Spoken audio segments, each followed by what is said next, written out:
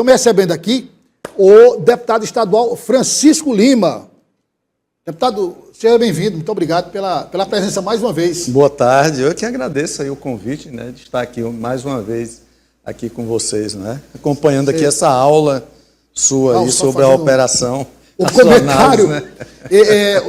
Mais uma vez eu fico vendo aqui o nosso querido João Magalhães, um dos grandes jornalistas políticos do estado do Piauí. Eu tive o prazer de me tornar amigo aqui quando eu vim para o Dia TV. Me lembrando das histórias que o senhor contou, mostrando as raízes interioranas do nosso querido João Magalhães. João é uma figura que tem uma história, né? Assim como sua família toda lá na região. Ele tem umas idas lá para Boto Chapéu, que ele não diz, mas os meninos já encontraram lá umas fazendas que ele não gosta de mostrar. Semana passada, uns dias atrás, eu fui numa feira em Piracuru. Sim. E lá eu encontrei que eu chamei de caviar dos cocais. Olha aí. O que era o caviar dos cocais, João? Era o gongo do babaçu, torrado, frito, uma farofa, com alho, rapaz, negócio de primeira. Isso aqui é o caviar dos cocais. Isso aí só pode ter certeza que já permeia ali as redondezas das fazendas do João Magalhães. E ele vai, deputado, para lá e não deixa rastro, não. O rastro, assim, que ele deixou foi uma missa esperantina que ele postou nas redes sociais, uma imagem da Santa. Isso, pronto, foi só ele mesmo não aparece. Não tem mais nada. Não, de jeito nenhum. Uma operação dessa para pegar o João no sentido de achar ele é difícil, né? Deputado, eu queria, inclusive o senhor, que também tem essa ligação com o interior do estado, eu sempre, a maior parte das notícias policiais que a gente trata aqui envolve facções criminosas. E aí a gente infelizmente, e aí eu sempre digo o seguinte: é importante dizer o seguinte. Isso não se trata de elogiar ou de criticar, não é o caso. Mas o Piauí, a segurança pública do Piauí tem se destacado pelo combate incansável ao crime organizado, inclusive servindo de modelo para outros estados. Você imagina só, eu digo sempre isso, imagina só se fosse a segurança pública incompetente, como é que estaríamos aqui no estado do Piauí. E agora a gente se depara, deputado, com essa operação, uma operação que escancara algo que a gente imaginava, mas sempre quando esses fatos são trazidos à tona, a gente fica assim, de boca aberta, porque 31 postos nessa primeira fase, 31 postos interditados é muito grande. Não, sem dúvida nenhuma. Hoje, o crime organizado é uma das principais ameaças, não é só a vida, é a democracia, é o Estado democrático e de direito, né? Afinal de contas, tem financiamento em tudo. Hoje, você encontra no comércio de combustíveis, você ouve falar, no mercado da droga, no roubo de carga, no transporte e no comércio ilegal de cigarro, de bebida, de medicamentos. É uma variedade de armas, então... Na política também. Na política, no judiciário. Isso nos preocupa muito e tem que ser feita alguma coisa. E é importante que a polícia... que o sistema de segurança tenha, de fato, a coragem e a capacidade de fazer investigação e de tomar as medidas necessárias, se for prendendo, então tem que fazer. Ontem eu ouvi alguns podcasts, ontem à noite, sobre a contaminação que está nos estados vizinhos. Inclusive, eu estava ouvindo sobre o Ceará, sobre vilas que estão sendo desocupadas, tomadas literalmente. Então, aqui em Parnaíba, nós tivemos o caso do Torquato Neto. A polícia teve que intervir para poder... Então, não tem jeito. É o Estado, com a sua estrutura, com o seu aparato, que de forma profissional, sem ser nem ficar fazendo nenhuma zoada por zoada ou matança por matança, tem que tomar as providências para poder proteger a sociedade. Isso é uma coisa que veio a partir da droga, do comércio de droga, e hoje ela se estendeu para várias outras atividades aparentemente ilícitas, às vezes envolvendo gente que são pessoas até do bem, mas que terminam sendo fisgadas pelo crime organizado. Seduzida e induzida pelo crime organizado. E nos preocupa também a questão da política, porque é a representação do povo. Então, os rumos que tem tomado precisa ter um basta. Então, o judiciário, o executivo, o poder, o municipal, o estadual e o federal tem que juntar para poder tomar as medidas e barrar isso, porque senão todos nós nos tornamos cada vez mais vulneráveis. Deputado, o senhor que é político e claro, para a classe política, é uma preocupação, porque você tem aí bombardeios diários por causa desta ou daquela votação, enfim, e aí ontem nós tivemos aqui o presidente do TRE, o desembargador Sebastião Ribeiro Martins, falando dessa questão das câmaras municipais, enfim, e obviamente não é uma fala assim, aleatória, não. Primeiro que não é do feitio do desembargador, que é um preparadíssimo. Depois, obviamente, ele falou isso com base em dados da Justiça Eleitoral e informações de investigações. Assim, não é nem indício, não, é realidade mesmo, que o senhor conversa com seus colegas, com seus pares, ou com outros parlamentares de estados vizinhos, sobre essa percepção clara de que a política também é uma área onde o crime organizado conseguiu penetrar? Sim, nós já tivemos aqui vários eleitos e eleitas, né? Não só aqui em Teresina, mas em outros municípios do Piauí, que há indícios que teve uma interferência direta através do financiamento de campanha vinculada ao crime organizado. Pelo menos é o que se ouve falar em vários municípios. E aí, de onde vem isso? Como vem? Por que veio? Então, eu acho que cabe aí à polícia investigar e poder. Mas a gente ouve muito isso, e isso nos preocupa.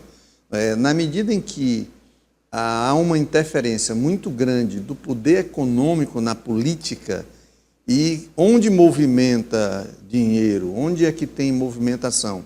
Porque mesmo com esse esforço de que haja financiamento público das campanhas, mas há um financiamento no paralelo. Então, quem quer ter uma proteção, então termina com isso ajudando a financiar. Então, a gente escuta, a gente ouve nos bastidores, não temos, na maioria das vezes, elementos, mas sabemos, inclusive, de situações de pessoas que foram eleitos por interferência de terceiros, gente, às vezes, até de fora do Estado. Então, qual o interesse que tem em alguém do Estado, de organizações de fora? Qual é o interesse nisso? Então, alguém de um Estado... Vamos lá, só aqui um exemplo, Santa Catarina, se eu interferir para eleger um vereador no Piauí, quer dizer, qual é essa... Então, é um negócio realmente... de São Paulo, Santa Catarina, do Ceará, da Bahia, de Pernambuco, mesmo sendo Estado vizinho, é um negócio que não se entende. É muito estranho, muito estranho. E aí precisa que alguém tome as providências. Não adianta a gente ficar só especulando. É preciso que seja tomada as providências dentro da lei. Então, daí é que eu destaco como importante essas operações que certamente tiveram como base uma denúncia ou uma investigação, ora estimulada pelo Ministério Público ou por um cidadão ou por uma instituição que às vezes busca financiar. Mas isso preocupa. Olha, eu tenho uma origem, e aí voltando aqui, o João Magalhães me conhece, nossa origem é muito parecida, sou filho de agricultor, entrei na política porque passei a compreender de que tem decisões que levam à melhoria das pessoas, de vida das pessoas, que são decisões políticas, se uma comunidade tem água ou não tem, se tem uma estrada ou não tem, se tem uma escola ou não tem, e não posso, nunca foi o poder econômico que foi o influenciador. É o debate de ideias, são as convicções daquilo que a gente acredita. Então, esses mandatos são os que são os mais ameaçados, quando tem, por outro lado, alguém que está financiando de forma ilegal, com recursos, sabe lá de onde, muitas vezes da lavagem de dinheiro, do comércio de droga, dos jogos eletrônicos ilegais, de um monte de coisas que cada dia que passa está mais próximo, está mais visível. Deputado, falando agora de alguns projetos do senhor, e o último projeto que o senhor apresentou, que gerou uma certa polêmica, que é para regulamentar o Estado, colocar o Piauí na rota do turismo mundial de observação de aves. Só um detalhe, esse setor, que é um setor, movimenta mais de 90 bilhões de dólares por ano, quer dizer, não é pouco dinheiro, não é coisinha pequena, não. Como é que o senhor chegou até esse projeto, quer dizer, fazendo essas pesquisas e decidiu então apresentá-lo? Bom, quando você não conhece o projeto, as pessoas às vezes até ficam surpresas com a ideia. Veja só, o ecoturismo é uma das modalidades de turismo, o turismo ecológico, o turismo ambiental, que mais cresce. O Brasil, os países tropicais especialmente, o Brasil, ele tem já mais cerca de 2.000 espécies de aves catalogadas já. Então, e cresce cada vez mais a quantidade de pessoas, não é? Aqui no Brasil já tem cerca de 50.000 pessoas que são cadastradas oficialmente nos sites e nos órgãos, nos programas de governo, para poder fazer o que se chama de avistamento de aves, não é? Então, é muito 50.000 no Brasil já? No Brasil. Cadastrados? Só no Brasil, né? Então, já tem 50.000. Aqui no Piauí, nós temos uns 500 pessoas. Mas é muito comum fotógrafos, cinegrafistas, observadores e tal, que começam a olhar. Olha, eu resido num sítio aqui em Teresina. E um dia desse, eu caminhando de manhã cedo, no sítio, eu encontrei ali 19 espécies, né, de pássaros, de árvores diferentes, numa manhã ali, olhando ali. Numa área um negócio ali, bem né? pequenininho, o sítio é pequeno, então, pra você ter uma ideia. Então, nós temos... E isso é um turismo que cresce cada vez mais. Então, qual é o símbolo do Pantanal? De água. É o tuiuiu. Não é? Qual é o símbolo da Chapada dos Cerrados do Nordeste? Não é? Então, é a seriema ou a ema. Então, isso é muito comum e isso faz a contrapartida àqueles que praticam, digamos assim, o comércio ilegal e a captura ilegal de pássaros e de aves. É muito comum a história das araras, dos papagaios, não é? Do galho de Campina e tantos outros. Eu tenho solto lá no meu sítio um casal de canários, né? E todo dia eles vão para a porta do carro se olhar no espelho. Você pode olhar todo dia. Mas assim, na verdade, qual é o objetivo disso mesmo? É regulamentar uma política de estímulo a essa história da observação de aves e de pássaros existentes, que alguns deles que só existem aqui na nossa região. Para a prática, deputado, é preciso ter áreas já definidas para essa observação. Né? E ter estratégia, porque não pode ser em todo o período do ano, tem que definir as áreas, tem que definir os momentos para não interferir na questão do ciclo de vida, do ciclo reprodutivo dessas espécies de aves. Né? Então, este é um do tipo de turismo que mais cresce no mundo, não é só no Brasil.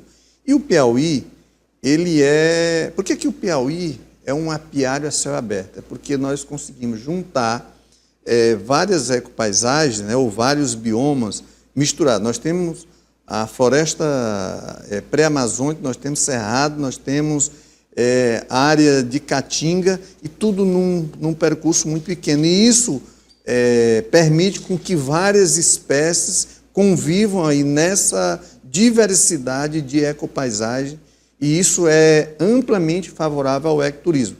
Você quer um exemplo? Quem vai para o Delta, qual é uma das coisas que vai verificar lá? É a revoada dos guarás, né? Aquele pássaro avermelhado a partir da alimentação. Então ele vai para lá, ele acha que vai ver uma baleia, ele acha que vai ver um tubarão, ele acha que vai ver um golfinho, pode até ver o peixe-boi, que é um tipo, mas ele vai na expectativa de ver a revoada dos guarás, que acontece sempre ao final da tarde, que é um espetáculo belíssimo para quem já foi lá. Então, isso é parte de toda essa motivação para os turistas e para esse grupo de turistas que combina fotografia com preservação ambiental e com estudo dos pássaros. Né? Já tem uma estrutura que disponibiliza essas áreas, que direciona e que oferece ao turista que quer fazer esse tipo de turismo vir para o Piauí já com um roteiro definido? O que esse projeto busca é exatamente que o governo do estado possa ter aí uma política e uma estratégia. Quais são os pontos de avistamento? Quais são os períodos que é mais fácil, é de manhã, é à tarde, é à noite, é no período da chuva, é no período seco. Então, quais são as espécies catalogadas? Para você ter uma ideia, agora na COP30, que vai começar agora semana que vem, vai ser apresentado lá uma espécie de um diagnóstico, uma espécie não, é um diagnóstico que foi feito pelo Ministério do Turismo, junto com organizações não governamentais, junto com o Ministério do Meio Ambiente. Em dezembro vai ser lançado isso em Brasília, não é? Então, é uma coisa muito nova, relativamente nova no Brasil. No mundo, em alguns países, já temos algumas coisas. Então, essa atração na África não tem a história dos leopardos, das zebras, das girafas. Aqui nós não temos girafa, nós não temos as zebras, só temos zebra quando a gente joga e dá errado. Alguém joga. A maioria das vezes. Né? É brincadeira, mas assim. Então aqui aqui são os mamíferos, no caso, os macacos, né? Então as aves, né? Outros animais como os tatus, né? Tem muitas. Então são algumas espécies. Então o Brasil está investindo nisso e a primeira fase é essa, de levantamento de informações que antes eram feitas mais pelas universidades, pelos biólogos, e agora o povo está interessado em conhecer melhor, não é? Inclusive os turistas de outros países. Agora, deputado, também tem que acabar com essa história também, esse complexo de vira-lata aí também, que diz assim, o senhor falou, olha, em país tal, arrecada tanto, no mundo é 90 bilhões, aí as pessoas dizem assim, vai ser na África, vai ser nos Estados Unidos. Se a gente for pensar assim, a gente não vai para lugar nenhum, vai ficar sempre nesse... Claro. Eu fico pensando aqui quando o governador Rafael Fonteles... Eu lembro muito bem de uma entrevista do governador, no início do mandato, ele dizendo, usando a linguagem muito clara, dizendo, olha, se o Piauí ficar eternamente nessa história de depender de repasses do governo federal, de esperar que a arrecadação própria aumente, tem aumentado, conversamos recentemente com o secretário de Fazenda, a gente tem que, usando a expressão, conseguir dinheiro de fora, quer dizer, trazer investidores, coloquem recursos aqui que gerem empregos, que gerem divisas, aí essas viagens e tal, e aí trouxemos também a representante da Invest Piauí que detalhou o resultado das viagens, como é que são planejados os encontros, enfim.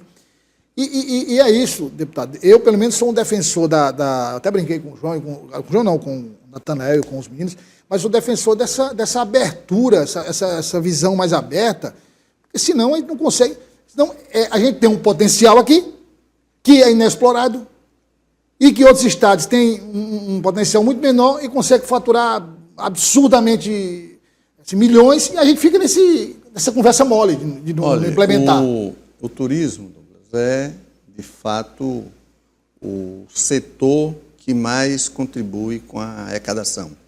Então, o que nós precisamos fazer é potencializar as nossas características que são específicas. Nós vamos ter dificuldade, por exemplo, de concorrer com o turismo, digamos, da praia, com a Bahia, com outros estados, apesar de nós termos um dos litorais mais belos do Brasil e do mundo. Mas o que nós temos de diferencial? O que é o diferencial dentro do litoral? É o delta. Então, nós temos que atrair os nossos turistas para conhecer o delta. Dentro, onde não é, quem não vai à praia, que quer ir para o interior, alguém sai do litoral, quer ir para a Serra da Capivara ou para 7 cidades ou para outro lugar. Então, o que tem ali de diferencial? É a vegetação, são as espécies animais, é a cultura, são as manifestações culturais, é a gastronomia, é a arte santeira, são as pinturas, o que é que nós temos de diferente ou de peculiar. Então, o turismo ele tem que ser estimulado a partir dessa visão. E essa parte do aviturismo, do turismo, a partir da observação das aves, é um dos componentes. Não é o único e nem talvez seja o principal, mas é muito importante, porque ele estimula as pessoas também a preservarem as espécies que são importantíssimas do ponto de vista ambiental. E a vinda do turista, como objetivo principal o avistamento de aves, ele não vem só fazer isso. Então ele vai, por exemplo, lá no litoral, ele veio para ver a revoada, mas aí à noite ele vai no Porto das Barcas, ele vai no restaurante, tem o hotel, ele resolve ir à praia também. Isso. Então não é só essa atividade, é uma atividade integrada com outras, né? Para você ter uma ideia, em 2022, salvo engano meu, teve um encontro de avistamento de aves estimulada pela Secretaria de Turismo do Estado no Parque de 7 Cidades. Então, foi uma das primeiras iniciativas, com gente de todo o Brasil. Então, teve participante de vários Brasil. Eu tenho alguns amigos, algumas pessoas que eu conheço, que fazem essa prática, não é? Combina com ciclismo, combina com fotografia, combina... Então, isso é um turismo, inclusive com a intenção de atrair. Agora, se você nunca se atentar a isso, se você não preparar catálogos, não é? Que diga onde é que estão determinadas espécies de árvore, qual é o mês que elas aparecem melhor, qual é o mês que elas são avistadas melhor, como é que elas atuam, se você nunca tiver uma política, você nunca vai ter essa opção. Então, a intenção desse projeto é essa, de chamar a atenção, não é, da sociedade e do governo para ter uma política específica, já que esta é uma das áreas do turismo que mais cresce. Então, tem verdadeiros especialistas nisso, não é? Infelizmente, algumas pessoas, por desinformação, não compreendem, mas isso é parte da estratégia de desenvolver o Piauí com sustentabilidade.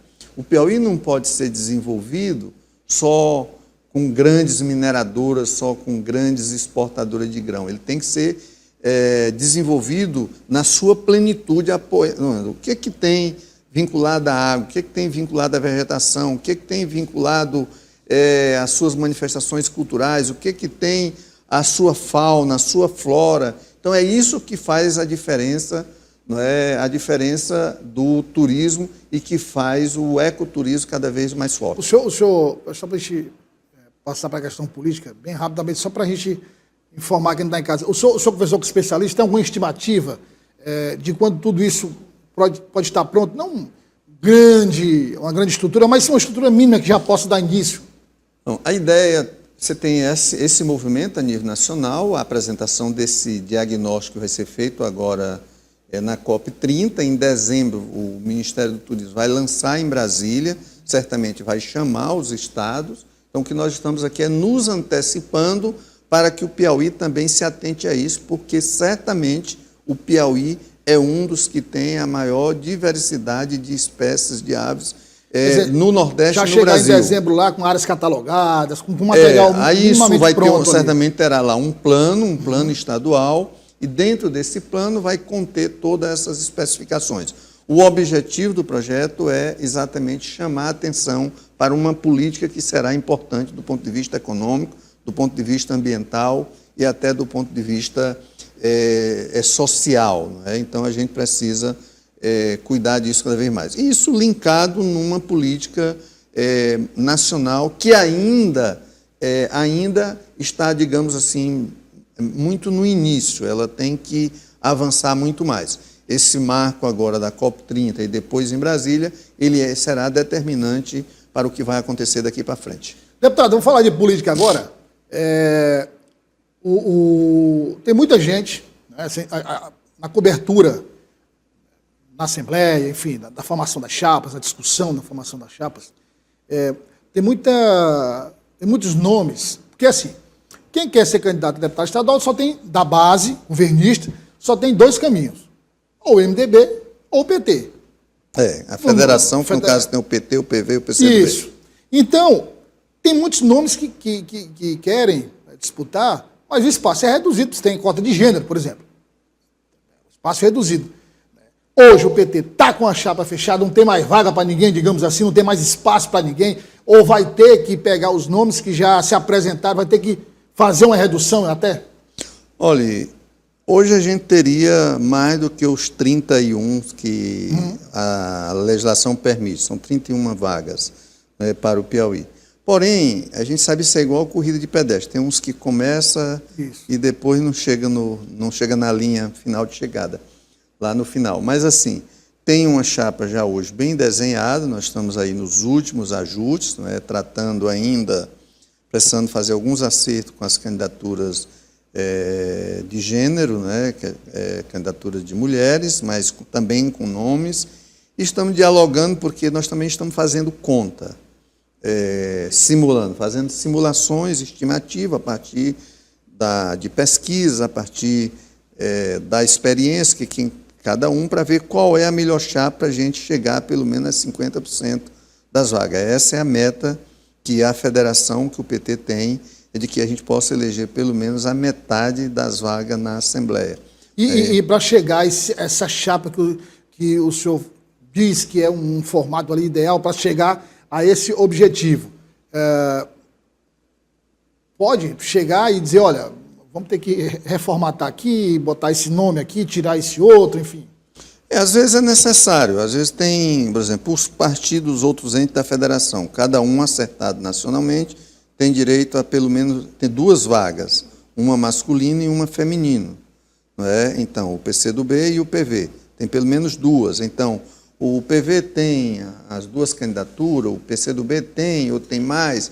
Pode liberar uma. É, isso que a gente faz. E, às vezes, até dentro da base, nós podemos chegar a um entendimento de que já tem uma chapa, tem alguém aqui que a chama interessante, você pode, às vezes, tratar com outro partido que é também da base. Olha, essa candidatura ela é interessante porque ela representa uma região, ou representa um segmento, ou é uma liderança nova, que tem potencial, que vale a pena a gente apostar. Então, dá para absorver? Então, a gente faz um entendimento, isso tudo é coordenado pelo governador Rafael, também com um apoio, a gente sempre combina isso com o nosso ministro Wellington Dias, que é bem experiente nessa área, e os partidos também combinam entre si. É claro que cada partido tem seu interesse, cada partido quer eleger o maior número, a maior bancada possível, tanto estadual como federal. Mas, no final, sempre tem uns que têm mais juízo e cuidam de acalmar os ânimos quando a coisa não está dando certo. Mas, assim, a chapa está bem encaminhada, eu diria que 95% já está mais ou menos resolvida. Pode ser que mude uma situação, crie um mal-estar ali, uma situação acolá, e a gente tem que rever a estratégia para poder buscar atingir o maior desempenho possível. Mas, assim, eu estou muito animado, acho que passamos até bem pouco tempo, dependendo da definição das vagas, se ia manter... Esperando essa... se ia manter as 30 vagas para estadual e as 10 para federal. Então, isso foi resolvido tem praticamente um mês, e agora nós queremos chegar até agora o final de dezembro, com isso resolvido. Então, chapa já definida, tudo já... já sem nenhum problema. Eu arriscaria dizer que nós já temos mais de 90% definido. Então, e temos nomes Então, depois que fechar a porta, como diz a história, não tem mais como entrar. Então, até que pensei... Bom, tem que pensar e ter atitude, não é? É agora. Então, nós estamos nos últimos acertos, o deputado Fábio Novo, não é? Com o apoio da bancada, com o apoio...